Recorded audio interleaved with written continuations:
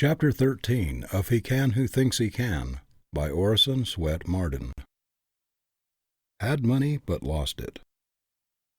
A prominent New York lawyer of wide experience says that in his opinion, 99 out of 100 of those who make money or inherit it lose it sooner or later.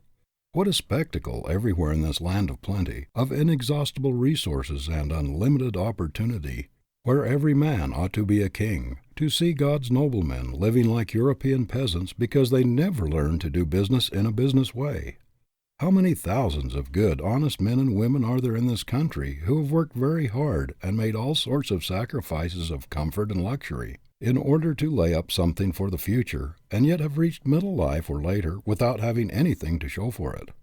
Many of them, indeed, finding themselves without a home or any probability of getting one, without property or a cent of money laid by for sickness, for the inevitable emergency, or for their declining years. It seems incredible that a strong, sturdy, self-made man, who has had to fight his way up from poverty, and who feels the backache in every dollar he has earned, should let his savings slip through his fingers in the most foolish investments, with scarcely any investigation, often sending his money thousands of miles away to people he has never seen, and about whom he knows practically nothing, except through an advertisement which has attracted his attention, or through the wiles of some smooth, unprincipled promoter. Great numbers of vast fortunes in this country have been and are being built up on the very ignorance of the masses in regard to business methods. The schemers bank on it that it is easy to swindle people who do not know how to protect their property. They thrive on the ignorance of their fellows.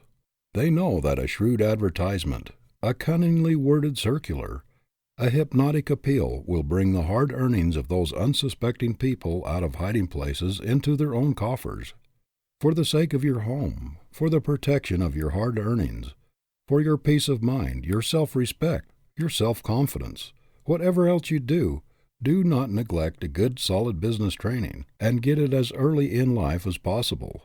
It will save you from many a fall, from 1,000 embarrassments, and perhaps from the humiliation of being compelled to face your wife and children and confess you have been a failure. It may spare you the mortification of having to move from a good home to a poor one, of seeing your property slip out of your hands, and of having to acknowledge your weakness and your lack of foresight and thoughtfulness, or it may prevent your being made the dupe of sharpers. Many men who had once had good stores of their own are working as clerks, floor walkers, or superintendents in departments of other people's stores, just because they risked and lost everything in some venture. As they now have others depending on them, they do not dare to take the risks they took in young manhood to get a new start, and so they struggle along in mediocre positions, still mocked with ambitions which they have no chance to gratify. How many inventors and discoverers have fought the fight of desperation amidst poverty and deprivation for years and years, and have succeeded in giving the world that which helps to emancipate man from drudgery, and to ameliorate the hard conditions of civilization, and yet have allowed others to snatch their victories away from them and leave them penniless just because they did not know how to protect themselves. Thousands of people who were once in easy circumstances are living in poverty and wretchedness today because they failed to put an understanding or an agreement in writing, or to do business in a business way. Families have been turned penniless out of house and home because they trusted to a relative or a friend to do what was right by them, without making a hard and fast practical business arrangement with him. It does not matter how honest people are, they may forget, and it is so easy for misunderstandings to arise that it is never safe to leave anything of importance to a mere oral statement. Reduce it to writing. It costs but little in time or money, and when all parties interested are agreed, that is the best time to formulate the agreement in exact terms. This will often save lawsuits, bitterness, and alienations. How many friendships have been broken because understandings were not put in writing? Thousands of cases are in the courts today for this reason, and a large part of lawyers' incomes is derived from them. Many people have a foolish idea that others, especially friends or relatives, will be sensitive and think their honesty questioned if they are asked to put their proposition or agreement or understanding in writing. It is not a question of confidence. It is a question of business, and business should be done in a business way, so that in case of death or some other unforeseen event, every possibility of complication or misunderstanding will be eliminated. The very people you may think will be sensitive or offended because you are so exacting will really think more of you for your straightforward business methods and your carefulness in avoiding misunderstanding. Many a cultured girl has been thrown suddenly on her own resources by the failure or the death of her father, and has found herself wholly incapable of administering his affairs or of earning a living. Many women, their husbands having died suddenly, are left with large business responsibilities which they are utterly unfit to assume. They are at the mercy of designing lawyers or dishonest businessmen who know well that they are mere babes in their hands when it comes to important transactions. Business talent is as rare as a talent for mathematics. We find boys and girls turned out of school and college full of theories, and all sorts of knowledge or smatterings of knowledge, but without the ability to protect themselves from human thieves who are trying to get something for nothing. No girl or boy should be allowed to graduate, especially from any of the higher institutions, without being well grounded in practical business methods. Parents who send their children out in life without seeing that they are well versed in ordinary business principles do them an incalculable injustice. I have heard a young woman boast that she did not know anything about money matters and had no desire to.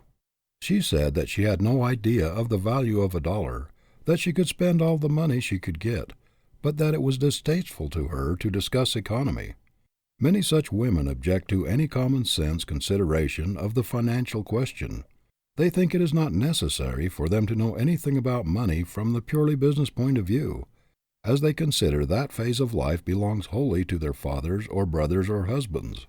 An instructive example of the result of such spirit and ignorance I found in a lady who had lost her property through a lack of business knowledge. She told me that she knew nothing whatever about business. She had never known the value of money. Her husband died and left her with a large property, and it was her custom to sign any paper or document that her lawyer or agents presented to her, usually without reading. The people who had charge of her property knew that she knew nothing about business and took advantage of her ignorance. They got her property away from her, and she did not have enough left even to conduct a legal fight to get it back. Thousands of girls are sent out into the world with what is called finished educations who cannot even give a proper receipt for money, to say nothing of drawing a promissory note, a draft, or a bill, or understanding the significance and importance of business contracts. Such a woman presented a check for payment to the paying teller of her bank. He passed it back to her with the request that she be kind enough to endorse it. The lady wrote on the back of the check, "I have done business with this bank for many years, and I believe it to be all right. Mrs. James B. Brown." A society woman in New York presented a check for payment at a bank, and the teller told her that it was not signed. "Oh, do they have to be signed?" she responded. "What an awful lot of red tape there is about the banking business." I know of a lady whose husband made a deposit for her in a bank and gave her a checkbook so that she could pay her bills without calling on him for money. One day she received a notice from the bank that her account was overdrawn. She went to the bank and told the teller that there must be a mistake about it, because she still had a lot of checks left in her book. She knew so little about business methods that she thought she could keep drawing any amount until the checks were all gone. This sounds ridiculous and almost incredible, yet the very girl who laughs at it may make even more absurd blunders. Many an accomplished woman, when given a pen and asked to sign an important document drawn up by an attorney or a long-headed businessman, will sign it without reading it or even asking to be informed of its contents, only to learn afterward, by disastrous results, that she has signed away her property and turned herself out of her home. Only a short time ago I read of a lady who had won a suit involving about $20,000. New evidence, however, was brought forward, which caused the court immediately to reverse its decision. It was proved that the lady had sworn falsely. She was perfectly innocent of any such intention, but she had sworn that she had never signed her name to a certain document. The document was produced, and to her utter astonishment, she saw her signature affixed to it. She acknowledged at once that the signature was hers, although she had just sworn that she had never signed the paper in question. It appeared that, during her husband's lifetime, whenever papers were to be signed, he told her where to write her name, and she did as she was told, without having the slightest idea of the contents of the papers. Many people come to grief by giving full power of attorney to their lawyer or business agent. Very few impractical people, especially women, understand the significance of a full power of attorney, which authorizes the person so empowered to deal with your property in all respects as if it were his own, or as if he had for the time being assumed your personality. He may sign your name to any instrument. He may bind you to anything he pleases. He may draw money from your bank. He may impersonate you in all business transactions. In short, as far as business arrangements are concerned, he stands practically and legally for yourself. It is a tremendous power to place in the hands of another, and people should be very careful to whom they assign it. It should never be conferred on any person but one whose honesty is above suspicion, and whose knowledge of business and of men and affairs has been tried and proved. "Oh, I signed a paper giving full power of attorney to my lawyer before I went abroad. I trusted everything to him, and when I came back practically everything was gone. My business affairs were so complicated that I have not had the money to fight the man I trusted." This was, in brief, the story of one man's wrecked finances as he told it to me. Women will often pay out large sums of money and never think of asking for a receipt, especially if they are dealing with friends or people they know well. Intelligent women, however, ought to know that our government is a good example of how we should do business. It does not doubt President Roosevelt's honesty, and yet he must sign a voucher for his salary, just the same as the cheapest government employee. The justices of the United States Supreme Court, who are considered to be the soul of honor, and are the final arbiters of all great questions, must also sign a receipt for their salaries. If every child in America had a thorough business training, tens of thousands of promoters, long-headed, cunning schemers, who have thriven on the people's ignorance, would be out of an occupation. I believe that the business colleges are among the greatest blessings in American civilization today, because through their teaching they have been the means of saving thousands of homes, and have made happy and comfortable tens of thousands of people who might otherwise be living in poverty and wretchedness. This ignorance of practical business principles is very common among professional men. I know clergymen, journalists, authors, doctors, teachers, men in every profession, who are constantly subjected to serious embarrassment by their incapacity in business matters. Some of them do not know how to interpret the simplest business forms. Not long ago, a Harvard graduate, occupying a very important position as a teacher, went to the president of a commercial school and asked to give him some lessons on how to handle money, notes, etc.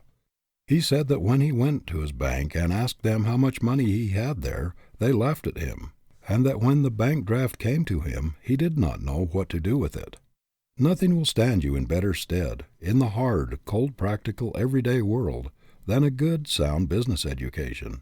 You will find that your success in any trade, occupation, or profession will depend as much on your general knowledge of men and affairs as on your technical training. No matter what your vocation may be, you must be a businessman first, or you will always be placed at a great disadvantage in the practical affairs of life. We cannot entirely ignore the money side of existence any more than we can the food side. And the very foundation of a practical, successful life is the ability to know how to manage the money side effectively. It is infinitely harder to save money and to invest it wisely than it is to make it. And if, even the most practical men who have had a long training in scientific business methods, find it a difficult thing to hold on to money after they make it, what is likely to happen to people who have no practical training in business methods? End of chapter 13.